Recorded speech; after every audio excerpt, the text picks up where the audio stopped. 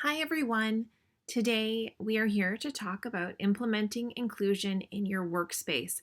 And this is really a summary version of a longer workshop that I have presented a few times with the assistance of Gay Douglas. So some of this may be new to you, but this will act as just a really clear workshop about how and why to create inclusive policy. So I just wanted to start with a quote. To reach others, we have to first know ourselves. And to contact the deeper truth of who we are, we must engage in some activity or practice that questions what we assume to be true about ourselves. And every time I talk about inclusion, diversity, and equity, I really ask people to do a lot of self reflection because even someone who really buys in to the to inclusion, we still all come to the table with our own bias based on our own experience and our own relationship with the world. So it's really important to come to these discussions with an open mind. Why does inclusion matter? It matters for us in adult services because we want to provide a positive customer experience. We want to be client centered. It's a term that we hear over and over again. Inclusion matters because we want consistent practices by all employees. We want everyone to be included and everyone to make space for everyone's voice. It matters because bias is so often hidden, and hidden because sometimes we don't even know that it exists within us. And that's why I prompt you to really do some self-reflection and to see where your bias may lie. And we all have bias. And by acknowledging it, we are able to move through it. It's when we don't acknowledge it, then it can become difficult and a hindrance to the clients we serve and to us in our relationship with the world. Inclusion matters because it offers a broader range of employee experience due to better hiring practices. More voices, more experiences will help serve your population better and will also provide a better experience for those employees who are in your workspace. Our bias is shaped in four key ways, and I just want to talk about them before we dive in to writing your inclusive policy statement. The first one is cultural learning. So these are norms, language, values, behaviors, and practices, often things that we just grew up with. So a really great example of this is you might be someone who believes that a woman can do any job that a man can do, but you still revert to language like mailman or policeman because that's something that you hear often and it's just kind of feels natural. But that's something that's been socially constructed in you, and it may have implications on the people around you, especially if you start talking to clients about different jobs. Then there's historic, group learning, and cultural narratives. So these are experiences, stories, history, thematic beliefs. And this is really when you can identify a specific group who historically has been separated or othered, and they have created their own narrative based on their relations with community and society, and so they maybe perpetuate stereotypes within that group. Then you have individual learning and narrative. So these are individual experiences, trauma, and history. So this is our own relationship with the world and how that is shaped based on our own day-to-day living. So if you have, an experience with people from a group that's separate from how you identify, you may, let's say you had a negative experience with someone, then you may take that bias and apply it to all people that are represented in that group, which is of course unfair, but is something that happens. And then we have social and institutional learning. So this is patterns of historic behavior in relevant institutions like government, schools, maybe some churches. An example of this is I grew up in public school system in the 90s and early 2000s, and I don't remember hearing a lot about residential schools and the experiences of those children and families. It just wasn't in the history books the same way as we're hearing about it now.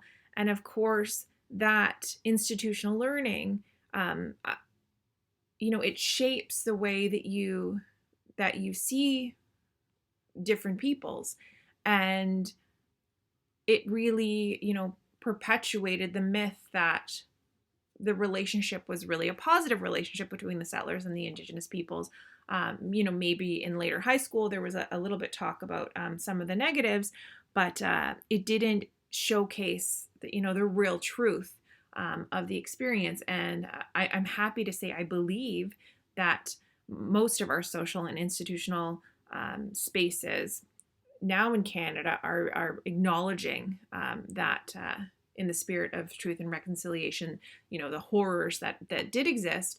And of course, that will perpetuate that truth because it is often held to believe that if it comes from government or the school system, that it is right, it is the truth, and we put a lot of weight in those organizations, so they can really shape our bias and our learning and our experiences.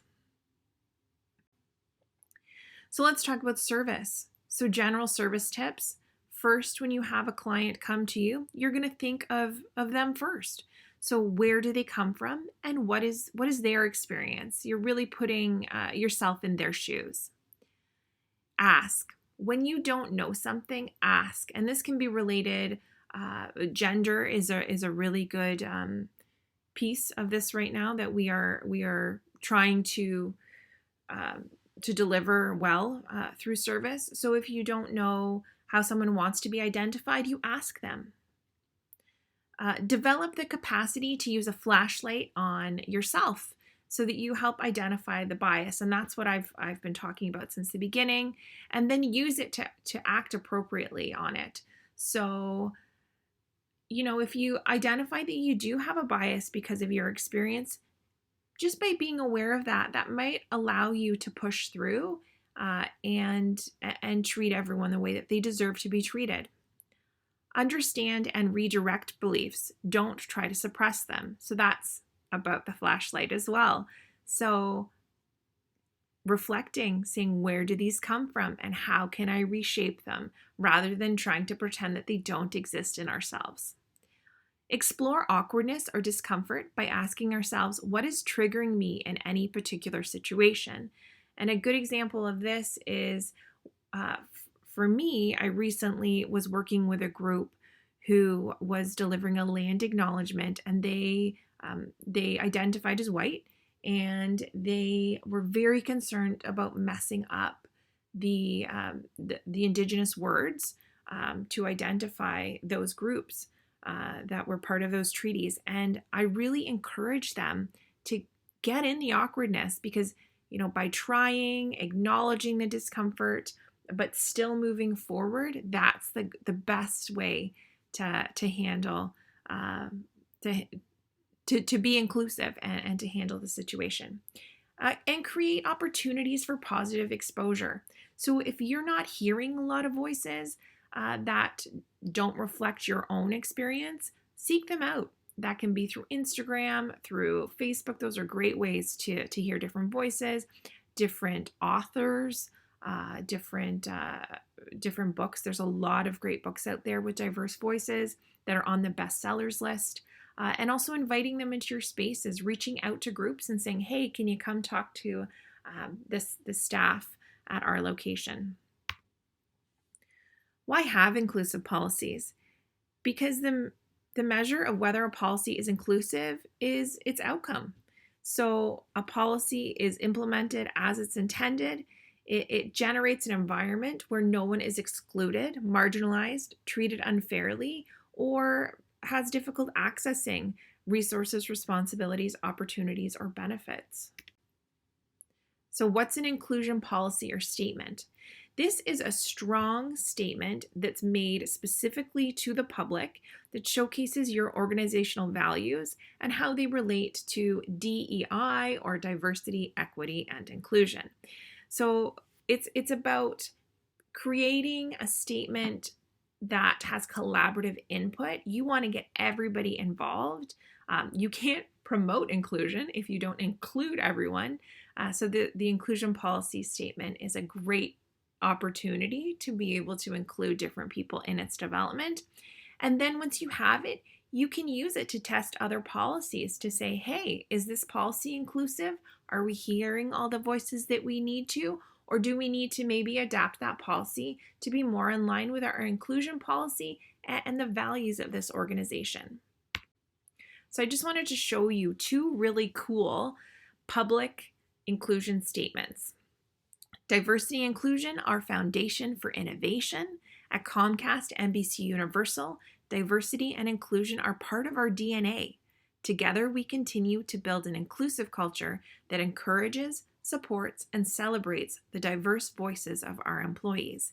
It fuels our innovation and connects us closer to our customers and the communities that we serve. Different together. At Apple, we're not all the same, and that's our greatest strength. We draw on the differences in who we are, what we've experienced, and how we think. Because to create products that serve everyone, we believe in including everyone. And I love this one.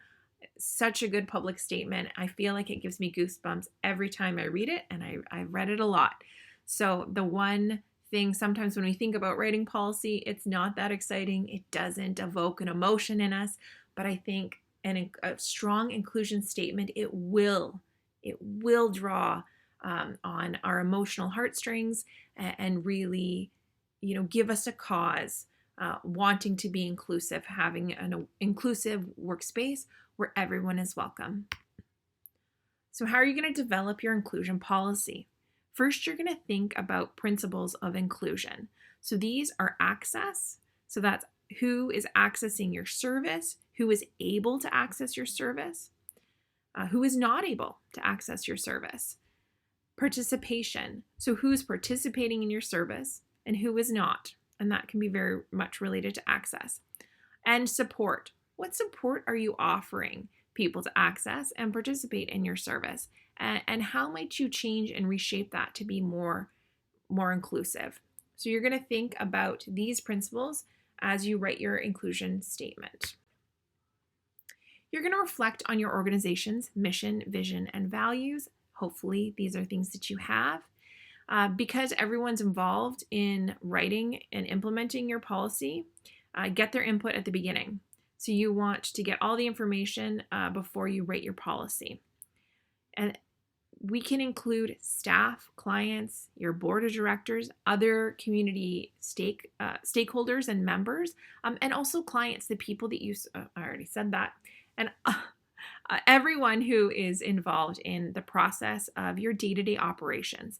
And inclusion is a process that's unique to each program. So you want to make sure that it really reflects your mission, vision, and values and where you want to go with the organization. You're going to consider your language, and I'm going to talk a little bit about this again in a minute. But really, we want it to be positive, inclusive, and also if it's important to acknowledge specific groups. So if you identify that someone's not coming to the table, it may be worth saying, saying their name, identifying that you welcome them, and that might allow someone to feel more included. You're going to write an inclusion policy statement based on the principles of inclusion, and then you're going to use it to measure your other policies, starting with the broadest policy first. To implement your inclusion policy, you're going to get it approved by your senior management and or your board of directors. That depends on your organization. And you're going to ensure that other policies, procedures, and practices align with your policy. So it's really the starting policy. And then you're going to train and empower everyone who needs to understand and use the policy or policies. And you want to make sure that you're, putting this public statement somewhere in the public. Put it up on your wall. Put it at the end of your emails. Put it on your website front page so that everybody knows. So you need to start using the policies. You need to test, validate, and revise as necessary because these are living documents. And of course, you need to review and update these on a regular basis.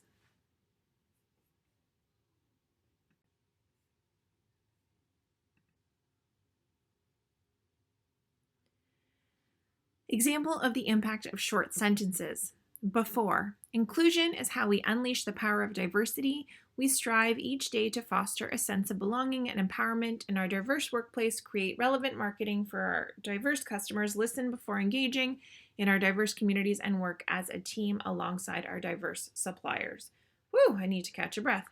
After, inclusion is how we unleash the power of diversity. We strive to foster belonging and empowerment at work. We create relevant marketing for our diverse customers. We listen and engage with our diverse communities. And we value teamwork with our diverse suppliers. As I said, I'd revisit language. So you're going to use positive language whenever you can. Here are some great words: grow, freedom, commitment, experience, better, empower, foster, purpose, guiding, spirit, best, give, learn, improve, welcome, comfortable, authentic, creating.